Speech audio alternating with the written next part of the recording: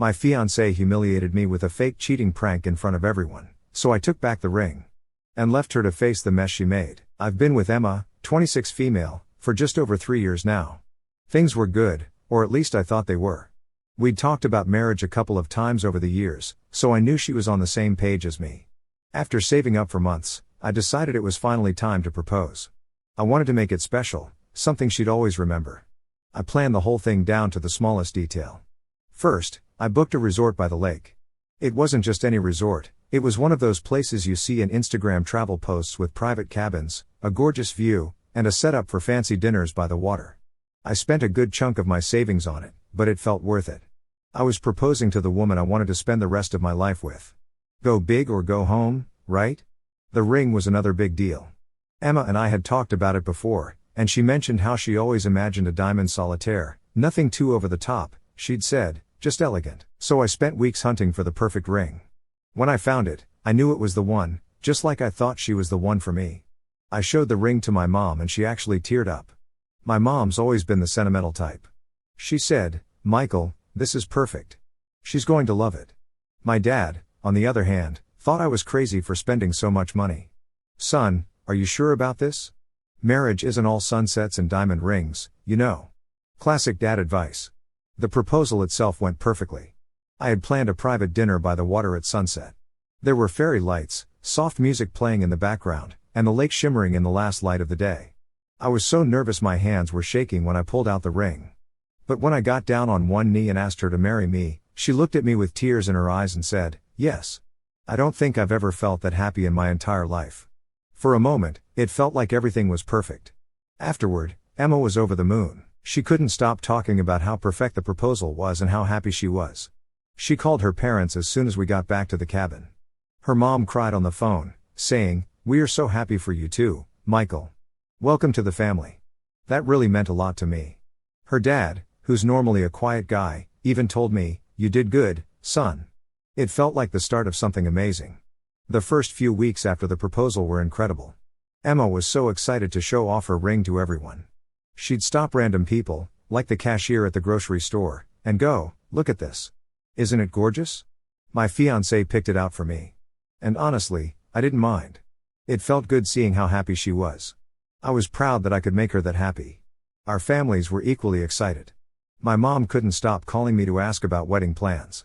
She's a total planner, so this kind of thing is right up her alley. "Have you picked a venue yet? What colors are you thinking? Oh, are you going to do a buffet or a plated dinner?" She was basically ready to take over as our wedding coordinator. My dad, being my dad, said, "Don't let your mother steamroll you. Remember, it's your wedding, not hers." Emma's family was just as into it. Her mom started calling her the bride-to-be, and her little brother joked about how he finally got to be the cool uncle someday. Everything seemed perfect at first, but then Emma started acting different. At first, it was subtle. She started hanging out with her friends a lot more. She told me it was because she wouldn't have as much time to see them after we were married, so she wanted to make the most of it now. That made sense, and I didn't want to be the guy who stopped her from having fun with her friends. Besides, her friends are nice people, and I trusted her. But then little things started to bother me. Emma has always had a quirky sense of humor, but after the proposal, her jokes started to get a little off. She'd make comments like, "Oh, I've got Michael trained so well, he'll do anything I ask." She said it in front of her friends a few times, and while they laughed, it made me feel weird. I brushed it off at first because I didn't want to seem overly sensitive. I thought maybe it was just her way of handling the stress of planning a wedding. One night, we were at her parents' house for dinner. It was one of those big family meals where everyone's sitting around the table, laughing and talking. After dinner, I offered to help clean up, and Emma said, "See? I've trained him well." Her dad actually frowned and said, "Emma, don't say that. That's not nice." I laughed awkwardly because I didn't want to make a scene, but I could tell her dad didn't like it either. The comments didn't stop, though. In fact, they got worse. When we were out with her friends, she'd flirt with her guy friends as a joke, saying stuff like, "If I wasn't engaged, I'd totally date you," and then look at me like I was supposed to laugh along. It was humiliating, but I didn't want to start an argument in front of everyone. Her friends even told her to stop a couple of times. One of them said, "Emma, that's not funny. You're being kind of rude." But she'd just shrug it off and say, "Relax, it's just a joke." I brought it up with her once. I told her, "Some of the things you say in front of your friends make me uncomfortable. Can you not do that? She rolled her eyes and said, Michael, you need to learn to take a joke. You're way too serious. I dropped it because I didn't want to turn it into a big fight, but it kept bothering me. If I'm honest, I think I was trying to convince myself it wasn't a big deal when deep down it was. Looking back now, I wish I had said something sooner. Maybe it wouldn't have changed anything, but at least I wouldn't have let it fester. At the time, I kept telling myself that this was just a phase, that she was stressed about the wedding or nervous about the future. But the truth is, the woman I proposed to was starting to feel like a stranger, and I didn't know what to do about it. After the proposal, things between Emma and me were still good for the most part, but I started noticing some changes in her behavior. She told me she wanted to spend more time with her friends before the wedding because, as she put it, things are going to change after we're married. I didn't think much of it at first. I mean, I wasn't going to be the guy who stopped her from seeing her friends. Plus, her friends were pretty chill, and I trusted her. But the way she acted when she was with them started to bother me. It started small, with her making little jokes about me, stuff like calling me her man-slave in front of her friends. She'd laugh and say, "Oh, don't worry, Michael will handle it, he always does." At first, I tried to laugh along because I didn't want to seem like I couldn't take a joke. But the more she said it, the more it stung. Her friends didn't even seem to think it was that funny. Sometimes they'd awkwardly laugh, but I could tell they were uncomfortable too. One time, we were out with her friends at this bar downtown. Everything was going fine until she started flirting with one of her guy friends, David. She kept jokingly saying, "David, if I wasn't engaged, I'd totally be dating you right now." She even winked at him. David looked embarrassed and said, Emma, stop, that's not cool." But she just laughed and said, "Relax, it's a joke." I didn't say anything at the time because I didn't want to make a scene, but it really got under my skin. I brought it up with her later that night when we got home. I said, "Emma, some of the things you say in front of your friends make me uncomfortable. Like tonight, when you were flirting with David, that wasn't okay." She rolled her eyes and said, "Michael, you need to learn how to take a joke. You're way too serious all the time." I tried to explain that it wasn't about being serious, it was about respect, but she wasn't having it. She brushed me off and said I was overreacting. I let it go because I didn't want to start a big fight, but it kept eating at me. It wasn't just with her friends, either. She started making those same kinds of comments around our families. One night, we were having dinner at her parents' house. It was a pretty casual thing, just her parents, her little brother, and us. After dinner, I offered to help clean up and Emma goes, "See? I've got him trained already." Her dad gave her a look and said, "Emma, don't talk like that. It's not nice." Her mom laughed nervously and said, "She's just joking," but I could tell her dad wasn't amused, and honestly, neither was I. The jokes kept escalating. She started calling me hubby in this sarcastic tone when we were around people. Like she'd ask me to grab her a drink and say, "Thanks, hubby, you're the best." It wasn't what she said, it was how she said it, like she was mocking me. I felt like I was becoming the punchline to all her jokes. My sister, Sarah, noticed it too. She pulled me aside at a family barbecue and said, "Hey, are you okay? Emma's been kind of off lately." I didn't know what to say. I just shrugged and said, "She's stressed about the wedding, I think." But deep down, I knew it was more than that. Then came the camping trip. Emma's family loves camping, and they'd invited us to join them for a weekend trip. My parents and sister came too, so it felt like a good chance for our families to bond. Everything was great at first. We set up the tents, cooked dinner over the fire, and told stories. It was one of those nights where you feel like everything in life is simple and perfect. And then Emma ruined it. Out of nowhere, while we were all sitting around the campfire, she says, "You know, I have to hand it to Michael, he forgave me for cheating and even proposed after it." The whole group went silent. I stared at her, completely stunned, while my mom's face turned white. My dad, who'd been poking the fire with a stick, froze. My sister whispered, "What did she just say?" I couldn't even process it. I asked her, "When did you cheat?" She smirked and said, "Oh, you know, a few days before we went to the resort." How could you forget? It was so memorable for me. A couple of her friends laughed nervously, probably thinking it was some inside joke. But my family wasn't laughing. My mom looked like she was about to cry, and my dad just shook his head. Before I could say anything, Emma burst out laughing and said, "Relax, it's a joke. You're all so uptight." My dad stood up and said, "Emma, that's not funny." My mom quietly got up and went back to the tent. I just sat there, frozen, while everyone else awkwardly tried to change the subject. That night, I barely slept. I kept replaying what she said in my head. Was this who Emma really was? Someone who thought it was funny to humiliate me in front of our families and friends? I didn't even confront her about it then because I didn't trust myself not to explode. When we got home the next day, she acted like nothing had happened. She even joked, "You were so quiet, babe. What's wrong? Did you forget how to take a joke?" That was it for me. I didn't say anything, but I started seriously questioning whether this was someone I could spend the rest of my life with. I knew I had to make a decision, but I wasn't ready to face it yet. I kept telling myself that maybe this was just a phase, that she was nervous about the wedding or stressed about the future. But deep down, I knew that wasn't true. The woman I proposed to wasn't the woman sitting across from me anymore, and I didn't know if I could fix it, or if I even wanted to. After the camping trip, I knew things weren't right between me and Emma. That night around the campfire replayed in my head over and over. The way she casually joked about cheating, like it was the funniest thing in the world, completely threw me. I'd never felt so humiliated in my life, especially in front of my family. My mom's devastated face, my dad's disappointed silence, and even my sister's whispered, "Are you okay?" were burned into my memory. But the worst part? Emma didn't seem to care at all. When we got home, I was still fuming.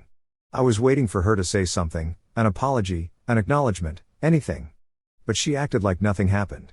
She threw her bag on the couch, took off her engagement ring and set it on the table like it was just another day. Then she went to take a shower. That was it. No, hey, I think I took that joke too far, or even a simple, "Are you okay?" I sat there, staring at the ring. I had spent months saving for that thing, carefully picking it out, planning the proposal, and imagining our future together. And now, it just felt like a cheap piece of jewelry sitting on a table. The love and excitement I had felt when she first put it on her finger were completely gone. When she came out of the shower, I decided to test the waters. I said, "Hey, about what you said at the campfire last night." Before I could finish, she rolled her eyes and said, "Oh my God, Michael. Are you seriously still upset about that? It was just a joke. You really need to lighten up." That hit me like a ton of bricks. I had been humiliated in front of both our families, and she couldn't even take it seriously. I said, "It wasn't funny, Emma. You made me look like a complete idiot." She shrugged and said, "You were overreacting. Everyone knew it was a joke." Then she grabbed her phone and walked into the bedroom, leaving me sitting there with my blood boiling. I couldn't do it anymore. I realized that this wasn't just about one bad joke, this was about respect. And Emma clearly didn't respect me. How was I supposed to marry someone who thought it was okay to make me the butt of every joke, someone who couldn't even apologize when she knew she'd hurt me? I'd spent weeks brushing off her comments, trying to convince myself it wasn't a big deal, but it was a big deal. It was a huge deal. So I made a decision. While she was in the bedroom, scrolling through her phone, I grabbed the engagement ring off the table, packed a bag, and left. I went to crash at my friend Jake's place. Jake's the kind of guy who's always been there for me no matter what. When I showed up at his door with a duffel bag and a pissed off look on my face, he didn't even ask questions. He just said, "Come in. Beer? Coffee?" Later that night, I texted Emma. I told her the wedding was off and that I needed time to think about our relationship. I tried to keep it as calm and respectful as possible, but I didn't sugarcoat it, either. I told her that what she did was unacceptable and that I couldn't marry someone who didn't respect me. Her response came almost immediately. "Michael, you're seriously ending our engagement over a joke? You're being way too sensitive." I stared at the message, completely baffled. Sensitive?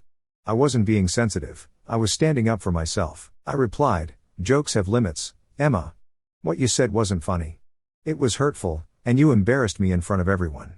She didn't respond right away, but when she finally did, it wasn't an apology. Instead, she wrote, "So what? Are you breaking up with me, or are you just mad and being dramatic?"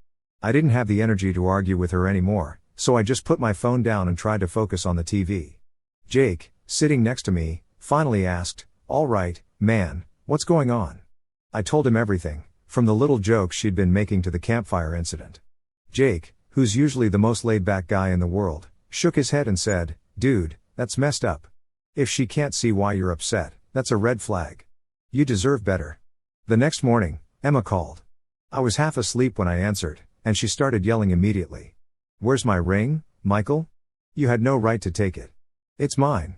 I couldn't help but laugh. "Emma, the ring was a symbol of my love and our future together. Since both of those are now in question, it's not yours anymore." She didn't like that answer. "You were such a cheapskate." She spat. "What kind of man takes back an engagement ring?" I was done being nice. The kind of man who realizes he made a mistake proposing to someone who doesn't respect him, I shot back. She hung up after that, but I knew this wasn't the end of it. After calling off the wedding, I thought things might settle down, but I couldn't have been more wrong.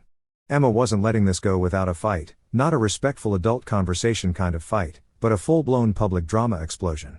What I didn't expect was how quickly she'd weaponize social media to turn this into a circus. The day after I moved out, I woke up to dozens of texts from mutual friends and family members. My sister, Sarah, sent me a screenshot of a Facebook post Emma made that morning. It was a long, dramatic essay where she painted herself as the victim of my unreasonable behavior. The post read something like, "I can't believe I'm having to go through this. My fiancé, who I thought loved me, took back the engagement ring and called off our wedding because I made one joke.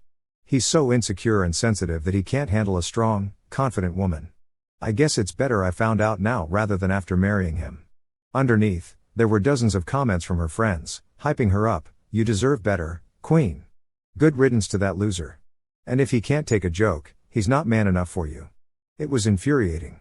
She had twisted the story into something it wasn't, and now I looked like the bad guy to half of our social circle. The Facebook post was bad enough, but then her mom called me. Her tone was calm at first, but I could tell she wasn't happy. "Michael, I just want to understand what happened," she said. "Emma told us you called off the wedding because she made a silly joke. I don't want to take sides, but don't you think this is all a bit extreme?" I took a deep breath and explained the situation to her. I told her it wasn't about one joke, it was about months of disrespect, the constant humiliation, and how the campfire incident was the final straw. Her mom listened quietly, but I could tell she didn't really get it. She kept saying things like, "You know how Emma is, Michael. She has a playful sense of humor. She didn't mean any harm." Finally, I said, "With all due respect, Mrs. Taylor, this isn't about her sense of humor. It's about the fact that she doesn't respect me or our relationship. I can't marry someone who treats me like a joke." That seemed to shut her down, but not for long. A few hours later, Emma's dad called. He was much more blunt. "Michael, I don't know what's going on between you and Emma, but you need to make this right. She's devastated, and this is all starting to look really bad for both of you. Just apologize and work it out." I couldn't believe what I was hearing. "Work it out?" I said. "Did she tell you what she said in front of everyone at the campfire? Did she mention how she's been disrespecting me for months?" He sighed and said, "She said it was a joke, Michael. You're blowing this out of proportion." That was the moment I realized Emma had probably been feeding her family a very different version of events. I told him, "I'm sorry, but I'm not going to apologize for standing up for myself. This isn't something I can just sweep under the rug." Emma wasn't satisfied with dragging me on Facebook. She started reaching out to mutual friends, trying to turn them against me. A couple of my close friends, like Jake, saw right through it and had my back. But some of the more casual friends we shared started messaging me, asking, "What's going on, man? Emma says you flipped out over nothing." I didn't want to get into a back and forth with her through our friends, so I kept my explanation short and to the point. I called off the wedding because of repeated disrespect. That's all there is to it. Most people left it at that, but a few tried to play peacemaker. "Dude, are you sure you don't want to just talk things out? Maybe you guys can fix this."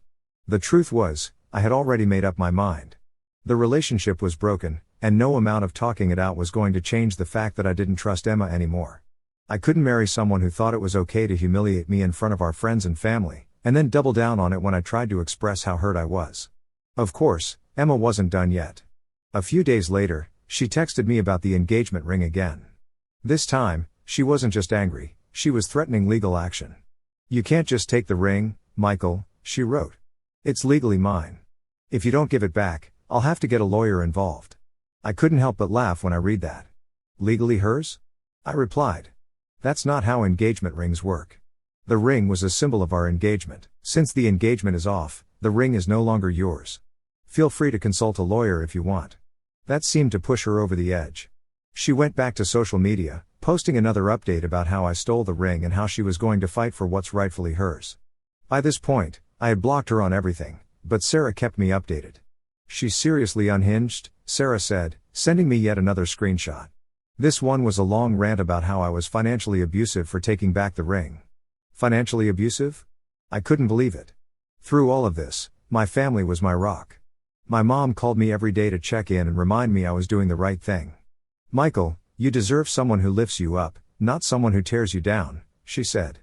My dad, who's not the most emotional guy, even told me, you made a tough call, but it was the right one. Marriage is about respect, and it sounds like Emma doesn't understand that. Even my sister, who had always been a little skeptical of Emma, was supportive. Honestly, I'm glad this happened now and not after the wedding. Imagine dealing with this kind of behavior for the rest of your life. Hearing that from the people closest to me made all the difference. It reminded me that I wasn't crazy or overreacting. I was standing up for myself, and that's something I shouldn't feel guilty about. By the end of the week, I felt more confident in my decision than ever. But it still hurt. This was the woman I thought I was going to spend the rest of my life with. I had envisioned a future with her, marriage, kids, growing old together. And now all of that was gone. It's hard to let go of something you've invested so much time and love into, even when you know it's for the best. Emma, meanwhile, kept escalating. I heard from mutual friends that she was planning to expose me with some made-up story about how I mistreated her during our relationship. At this point, I was done caring. Let her say whatever she wants. I knew the truth, and so did the people who mattered most to me. By the time the second week after the breakup rolled around, I thought Emma would have calmed down. Instead, she decided to double down on her campaign to make me the villain. I had already blocked her on every platform, but that didn't stop her from finding new ways to escalate. Between her social media posts, her family's constant attempts to guilt me into working things out, and her increasingly wild accusations, I realized there was no way to leave this quietly. It started with her trying to contact my parents. One night, my mom called me, sounding really upset. "Michael, Emma called me today," she said. "She was crying and saying you're being unfair, that she didn't mean to hurt you, and that you're ruining both your lives by calling off the wedding." I sighed and rubbed my temples. "What did you say?" "I told her that this is your decision to make and that I support you," my mom replied. "But Michael," she was very insistent. "She kept saying you're overreacting, that it was just a joke, and that you need to stop letting your pride get in the way. She's trying to manipulate you, Mom," I said. "She knows I won't back down, so now she's going through you to make me feel guilty." My mom agreed, but I could tell the whole thing bothered her. Emma had always been good at playing the victim, and even though my mom supported me, I knew Emma's sob story had gotten to her. Emma didn't stop with my mom, she called my dad next. Now, my dad is the last person on earth who would fall for Emma's antics. He's a no-nonsense guy, and he's never been one to sugarcoat things. When he called me, he sounded more annoyed than anything. "Michael, that girl called me today," he said. "She was crying about the ring and the wedding being off. I told her, Emma, if Michael decided to end things, he had his reasons, and I'm not getting involved." "Thanks, Dad," I said, relieved. "What did she say after that?" "She started going on about how she didn't mean it, that you're too sensitive, and that she's heartbroken. I told her, Emma, you're barking up the wrong tree. You disrespected my son, and I don't blame him for walking away." That shut her up pretty quick. Hearing that made me feel better, but I hated that she was trying to drag my family into this. It was bad enough she had turned half of our mutual friends against me, but now she was using my own parents to guilt me into taking her back. I just want to remind you to hit that subscribe button if you haven't already. It helps the channel a ton and lets us keep bringing you more amazing stories. A mutual friend, Laura, reached out to me and said, "Hey, Michael, I thought you should know. Emma's been telling people you were controlling and jealous during your relationship." "What?" I said, completely floored. "Where is this coming from?" "She's saying you didn't let her hang out with her friends or talk to other guys," Laura explained. "I know it's not true. I've seen how much freedom you gave her, but I wanted you to know what she's saying." I was furious, but not entirely surprised. Emma had always been good at spinning stories to make herself look innocent. I figured this was her way of justifying the breakup to people who didn't know the full story. Still, it hurt. I had gone out of my way to give her space and support her friendships, even when her behavior started crossing boundaries. For her to turn around and call me controlling was a slap in the face. Jake, my best friend, stepped in at that point. He started posting little snippets of the truth in response to Emma's rants on social media. Nothing aggressive, just subtle reminders that there were two sides to every story. For example, when Emma posted about how I stole her ring, Jake commented, "Actually, engagement rings are considered conditional gifts. If the engagement is broken, the ring goes back to the giver." Just saying. It wasn't much, but it was enough to make people pause and question Emma's narrative. A week later, Emma showed up at Jake's place unannounced. I was staying there temporarily while I sorted everything out, and I guess she figured out where I was. She knocked on the door, and when I opened it, she immediately started crying. "Michael, please," she said, her voice shaking. "Can we talk, just for a few minutes?" Jake, who had been sitting on the couch, gave me a look like, Do you want me to kick her out? I shook my head. As much as I didn't want to talk to her, I figured this might be the only way to get her to stop. We sat down at the kitchen table and Emma launched into a long, emotional speech about how much she loved me, how sorry she was, and how she didn't realize her jokes had hurt me so much. I was just trying to make people laugh, she said. I didn't mean to disrespect you. You know I'd never actually cheat on you. I let her talk for a while, but when she started blaming me for overreacting again, I cut her off. Emma, stop. You keep saying it was just a joke, but jokes have limits. You crossed the line, and instead of apologizing, you doubled down and acted like I was the problem. How can I marry someone who doesn't respect me? Her tears dried up pretty quickly after that. She sniffed and said, so that's it? You're just throwing away 3 years over one bad joke? It's not just one joke, Emma, I said. It's the pattern of disrespect, the constant humiliation, and the fact that you've shown me time and time again that you don't take me or our relationship seriously.